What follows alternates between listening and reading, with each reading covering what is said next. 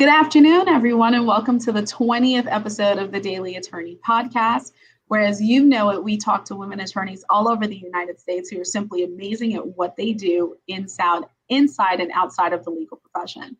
So our guest today, I'm very, very excited about because she has an insane amount of accomplishments under her belt, and she is the founder of Johnson Legal Group, LLC, Ms. Shaneka Johnson.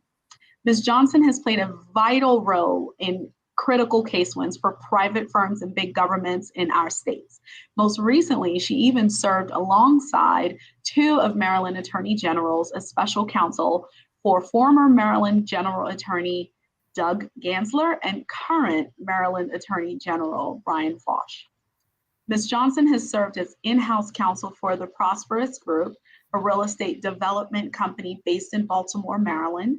In addition to lending her experience as counsel for the private sector, she's even served as counsel for nonprofit organizations. Most importantly, during Maryland's COVID-19 recovery, Ms. Johnson and her team led the way in interpreting the ever-changing coronavirus regulatory and relief policies. As a result, her firm led the pack in offering pandemic recovery solutions for clients. Ms. Johnson's accomplishments have been recognized in the Oprah Winfrey magazine, O. She has been featured in Baltimore Sun. She's been featured in the Capital Gazette, Maryland Matters, WBAL-TV 11, WMAR2 News, and WJZ 13. Ms. Johnson, that is quite an intro. I got tongue-tied there a couple of times. Thank you so much for being here with us today.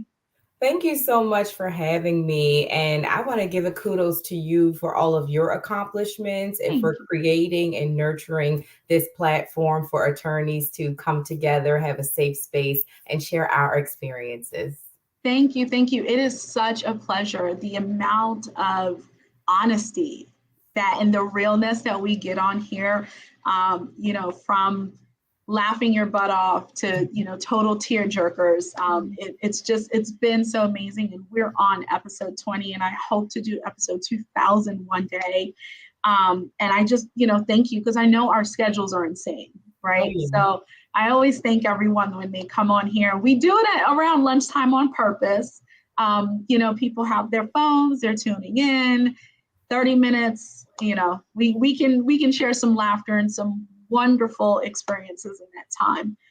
And I know backstage we were talking and you asked if I have a specific format, and we just don't. It's you be you, right? But one of the things that I really, really like to know is, how did my guests end up where they are, right? Do you just wake up one day and say, Mom, I'm going to work with the Attorney General, right? How did you get here? How did you, what made you say law? Yeah, when I was about 9 years old, Justice Thurgood Marshall passed. He died, and there were so many things commemorating his life and his accomplishments. People were uplifting his work as a trial attorney and as an appellate attorney, the cases he brought before the Supreme Court, obviously Brown versus Board of Education. But I grew up and I practiced in Annapolis, Maryland, and he had a number of cases that were significant in the state of Maryland. The case that he brought to bring integration to the University of Maryland Law School. He had a number of cases that were in Annapolis locally with our Anne Arundel County Board of Education to bring fair wages to Black teachers. So as I got to understand Justice Marshall's life and the impact that his advocacy had on the legal landscape, but also on the African-American community, it helped me to really understand the power of trial advocacy and the power of the legal profession, how it really does dip into and touch every aspect of everyone's life. And particularly the ways that it can be impactful when you are a member of a disfranchised minority group. And then I would say the second touchstone for me then happened when I was in middle school and we all were glued to the screens watching the OJ Simpson trial. I remember when we would watch some portions of it when we were in class. Looking back on it now, I think, gosh, that was probably really inappropriate content for a bunch of middle school kids. It was. Johnny Cochran was just such a standout, you know? He had such flair in his presentation. He was so artful with his vernacular, the way that he presented such complex evidence and things that really should have probably been intimidating and scary when you're a middle school kid, but he made it captivating and he drew you in and he really weaved together a story and got you invested. And I really was just hooked by then on wanting to be an attorney. So between those two just really influential attorneys being a part of popular culture and a part of my sphere of influence, it really drove me into the profession. And that is quite amazing. Every time I go to, I don't have too many cases in Annapolis, but every time I go there, I always look at the Thurgood mural that's on the wall. It's just so beautiful. As far as the OJ Simpson trial, it's funny because I don't think anyone has ever realized that it wasn't appropriate, for kids in middle school to be watching something. I think I was actually in grade school at that time, if I remember, probably middle school, but we were just glued in. Yeah. There was no, wait, should we be watching this? It was just, this is current events. This is what is on. I don't know about you, but I can't look at a Bronco the same ever again. Yeah. Ever again. It's the weirdest thing, right? And this was 20 plus years ago, right? So true. And it is kind of crazy. So, you have this, historical fire behind you. So how was it, when things kind of came to a head in 2020 with coronavirus? Like, how were you dealing, navigating everything? And have you kind of changed the way you practice in order to accommodate more virtual practicing lately? Yeah, so COVID kind of had a double impact on my practice. One was the way that I service my clients. So it was kind of that, very real, what's the methodology of servicing people, attending court hearings virtually, building into my practice virtual access for clients and, virtual forms and being able to, pivot a lot of those things that we had built those relationships face to face and being able to do those things virtually as a practitioner. But the second was then helping to advise my clients on all those things that they were also making decisions about as well. They were figuring out what the rules were for them. What's my liability and my exposure as I engage clients? How do I figure out how to handle best practices? One of the large portions of my practice is advising landlords and tenants. And I always tell people that, with the way that conflicts of interest run, it's really whoever gets to your door first. So I represent tenants and I represent landlords. And in that market, it was severely impacted by COVID-19. When you can't go and see a rental property, but you want to make sure the quality is there and you're relying on virtual walkthroughs, you're signing documents virtually, and then you're picking up keys from a lockbox and you've obligated yourself to a year, maybe more for a lease, the whole rental market was really in upheaval. And then we had a series of changes that happened regarding eviction moratoriums, eviction assistance. A lot of things really changed in the legal landscape for a lot of my clients, tenants and landlords. So it was helping them navigate an ever shifting, road of compliance to make sure that on each side, people were doing what was necessary to maintain compliance with the law.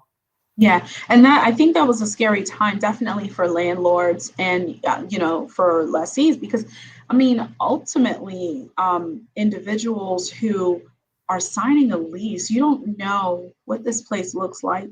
It might look pretty, and we all know, Zillow has a way of making things look a lot different than they actually do in person.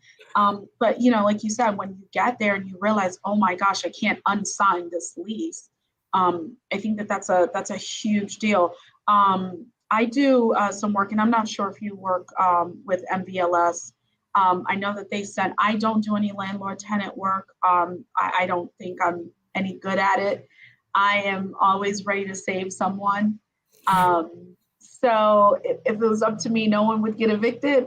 And I know that's a problem for a landlord, So my question to you is, how do you kind of emotionally separate yourself from, from a tenant that comes to you and says, hey, listen, this is what's going on. They've been wrong. Or maybe in some cases, they're wrong. Like, how do you kind of separate yourself to kind of see clearly? So here's the thing. I am really passionate about my client, whoever they are. So Ah, when my client is the landlord, I am really passionate about protecting their economic interests, protecting their investment, making sure that that property that they've worked hard to be able to hold out to tenants is available for the next family and the next tenant, to make sure that they are able to get the value of what they thought would be a really good investment strategy. So, I'm all in for my clients that are landlords. well, when you put it that way, yes. It makes sense, right? And then when my client is the tenant, I am all in for my client that's the tenant. It's obvious, this is a family. Nothing's more personal than home, than feeling Yes. safe and secure in your home. We have, so many legal doctrines where the underpinning of what you can do is different when it is in your home, whether we're talking about privacy or safety, or, we really look at the home in the context of the law as a sacred space. So when I'm representing tenants, I have that same passion for them too. So I've come to realize that whoever it is that I'm representing, I'm invested in their success. I absolutely love that. I never, ever, ever looked at it that way. For me, it's like, oh, but this is someone's home. You can't, but ultimately, and I think, Maryland has one of those laws that is sort of very black and white, right? The minute you are late, you're in the wrong. There are no excuses for you being late. And I've seen it play out. And that's why for me, I think for me, it's just a little too much heart incorporated in that. And I can't be impartial. There are just some areas of law, some people just can't do, right? And I made that, I made up my mind a long time ago that was kind of up there. Now let's kind of pull back, a little bit as far as or rather go back to coronavirus. And I understand that you provide different types of recovery solutions for your clients. What are some of kind of just the running themes that you saw during that time, and how difficult has it been for you just personally, right, to take care of yourself, navigate your firm, take care of your client, and kind of just keep yourself from self-destructing, right, in a sense? Yeah, so I'll start with some of the good news, some of the things that I incorporated that I hope to keep as permanent features of my practice include a lot of the virtual access. I have clients who I have never touched, people who live in different states, people who live across the country, but they own property here in Maryland. And we've been able to virtually connect. We've had our meetings. Every meeting we've had has been virtual access. Every document they've signed for me has either been, carried by one of our mail carriers through the mail, or it's been virtually signed, and we've been able to handle business. They're safe and secure where they live, their properties here in Maryland, and I've been able to administer everything as an attorney here in Maryland. So I think that that feature I would really like for us to be able to keep. I think for attorneys and the way that business and commerce goes across state lines, I think those are some great opportunities that really open up, economies in different states to people from all across the country, where you can really get investment and buy-in from all sorts of people now that we have all kind of created and nurtured these virtual platforms. So that's one of the features that I think is really positive. Some of the things that the court has done by way of accessibility and adapting features as well. Some of the more intermediate steps that you take in a court case, like maybe a settlement conference, some of these things that we've done that don't have some of those more permanent features where you're deciding a matter with finality, but you're doing some of these intermediate steps. Handling some of those things with virtual platforms have really saved our clients some money. If you don't have to pay my legal fees to get in the car, get there, park, and sit in the hallway, wait to be called by the magistrate, have this hearing, but if I can click of a button in my office, take care of the same thing with much more efficiency and the efficiency for my clients, that clients who've had to get a sitter, take a full day off of work to be able to schlep it to the courthouse downtown somewhere, struggle for parking. Now that we've created these efficiencies, I hope that some of them are permanent features of our court systems and permanent features of our practices as well. The flip side to that accessibility is that now that we've all become so accessible, finding the cutoff switch is increasingly difficult. We've all kind of opened up personal access. I know that I have clients that I really enjoy. I get invested in my client's success. So I'll say, here's my personal number. Call me, text me, and I'll text 10 o'clock at night. I'll return your text message. But now the cutoff switch with making sure that we can kind of separate our personal time and our practice time, I think becomes ever difficult with the way that we're practicing now. Even blending those lines between home office and adaptability for that, making sure that we're able to divide that line to be able to protect our personal space and our personal time. I do think we'll have to kind of recalibrate there. I agree with you 1000%. One of the things that I saw is that blur when we were all, essentially working from home. I never used to mind working from home. It was like, oh, I don't have to get up and do all this. It's fine. But to me, once it become kind of like an everyday thing, it became too much, because instead of you stopping at 3:34, it's 7, 8, 9, 10, right? And you're going. And you wake up a little earlier because you say, oh, well, let me catch up on this. Let me catch up on that. So instead of you waking up at 7 a.m., you might wake up at 6. And so you're working more and unfortunately not taking care of yourself more, and not to mention you're not moving, right? You're not moving from the refrigerator in the office to the front door to go use the bathroom, to go downstairs and get some lunch. You're not doing any of that. You're just sitting. Yeah. So I've seen that also. As far as the courts go, I think it's very interesting. So Baltimore County has made it very clear that I believe in May, everything goes back to normal. Oh, wow. And we're just like, but. And I mean, it comes at a good time when I'm no longer when I've made the decision not to practice family law anymore. So me having to schlep into court more often, thankfully that's coming to an end. But with that said, for individuals like you who have a lot more, court hearings, you probably court almost every day. Yeah. Right. So to have to do that and not have the option of remote, I think is very interesting. Harford County has not made that decision. All of the pre-trial conferences are in person. Judge Carl wants us, he wants us there. But as far as uncontested, it's still remote. But in Baltimore County, everything is going back to normal. So really just depend on the county, right? But like you, I find that with clients, for them to not have to spend that extra $600-700, yep, it's such a relief. It is, and if as you represent landlords, for them to have to do that for every single tenant, every single time, it just, the bills, add up. So it definitely creates more access to the system too, for those landlords who may not have, an X amount of property versus someone else who has like an endless supply. So it does help us, but it also means that we work more. So with that said, how do you take care of yourself? Because that's a big thing for us. We do not, as attorneys, especially as women, because we want to do everything. How do you take care of yourself? Yeah, I have really great people in my life who, they can kind of see the signs when I'm not taking care of myself. And they're really good at letting me know that it's time to hit the pause button.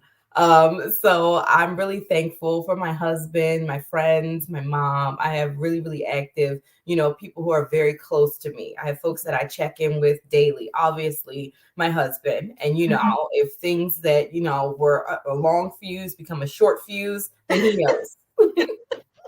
It's time to pull back. He's So like, wait a minute. I'm not on trial here. So I'm thankful for those reminders to, enjoy some of what you work hard for. Take a moment, get away, have some downtime. Yeah, definitely. How Yeah. do you kind of prepare yourself mentally, like on a daily basis? Like if you know you have a crazy day, I wake up, look at my calendar, and I'm like, oh, okay, got to get up, got to take an hour for myself in the morning because I know I'm not going to have it at all today. Like, how do you prepare yourself for your game day? Yeah, I probably don't have the best balance in life. I have a motto of I'm gonna, hit it hard while I can. And then I think that when I earn my retirement, I will have zero regrets about having as much rest as possible. I won't be one of those people that retires and then is on 100 boards. I'm not gonna retire and then get a second, whole act. No.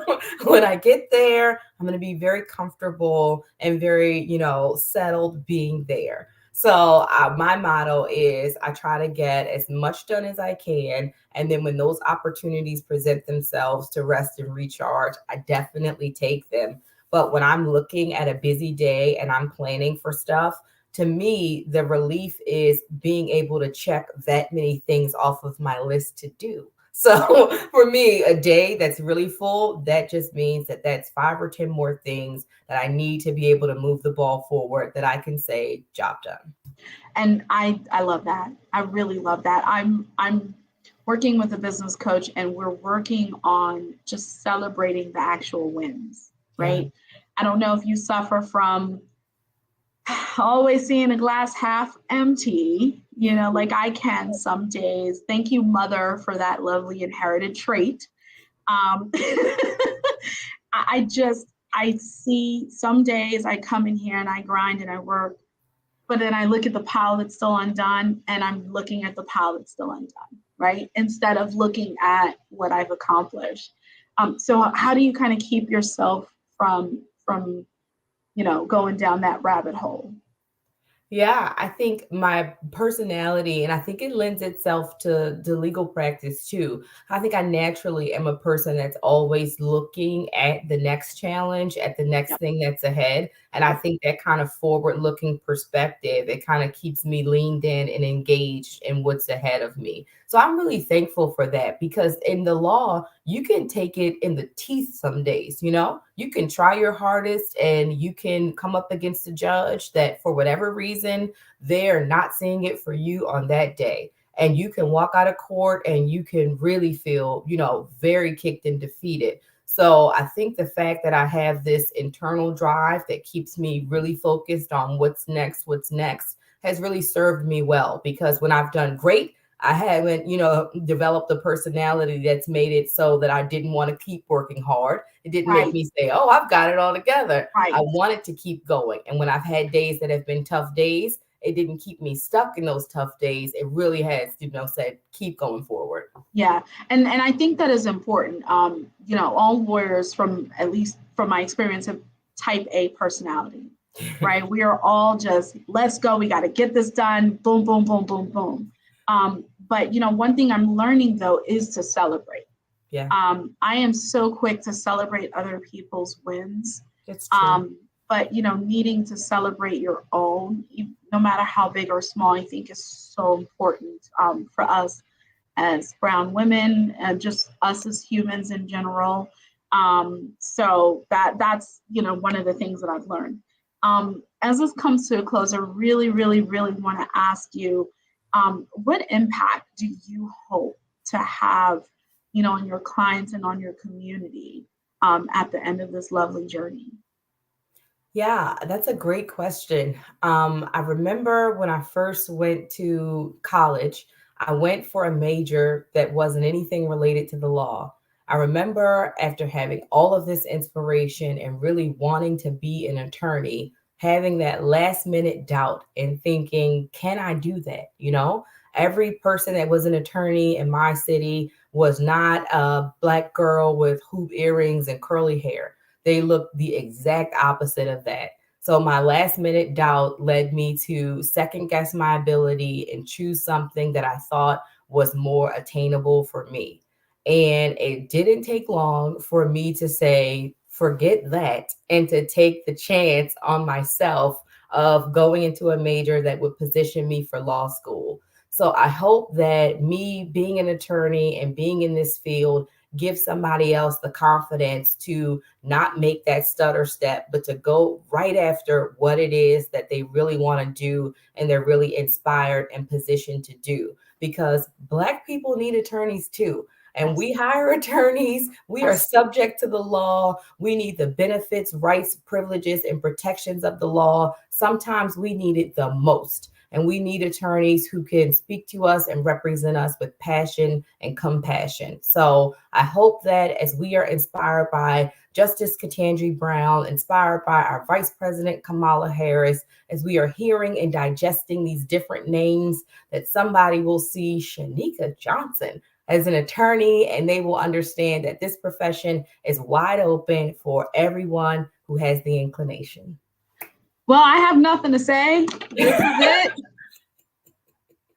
I am not going to follow that up with anything, because you just Michelle Obama the crap out of this question, and it gave me goosebumps. I'm done.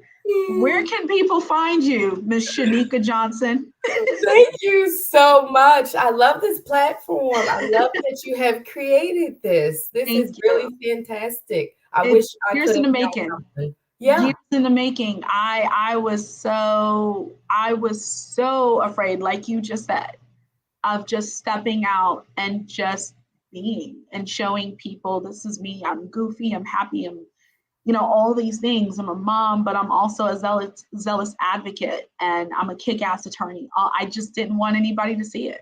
And then one day I was like, wait, but why not me? And I just put it out there. And it has been life-changing. Just meeting people like you, interacting with you, and just doing the work that we do, and just seeing the positive influence that it has had on people. It's like, oh my gosh, I need 10 shows. Give me all the shows. So thank you. Thank you for being on here. And I really want people to find you, man. Like, this is just so amazing. Thank you, Tanae. Tanae is a good friend. She's also an attorney. She's an amazing human. And where can clients find you if they want to, reach out to your firm, or if they have any questions? Thank you. You can find Johnson Legal Group at jlgroutattorneys.com. You can find us on all the social media platforms at JL Group Attorneys on Facebook, JL Group Attorneys on Instagram. You can give us a call, 410-297-1902. I'd be happy to connect over your legal issues and see how we can help. Well, thank you again, Ms. Johnson, for being on here. I am your host, Marie Eve G. Baptiste. Please follow, like, and subscribe the St. Eve Law Firm. Like Ms. Johnson, we are on all social media platforms. And, reach out to us, 443-707-8692, if you have any questions. And with that said, thank you again. We just wrapped up episode number 20, and looking forward to more. Thank you, everybody. Bye, Shaneka.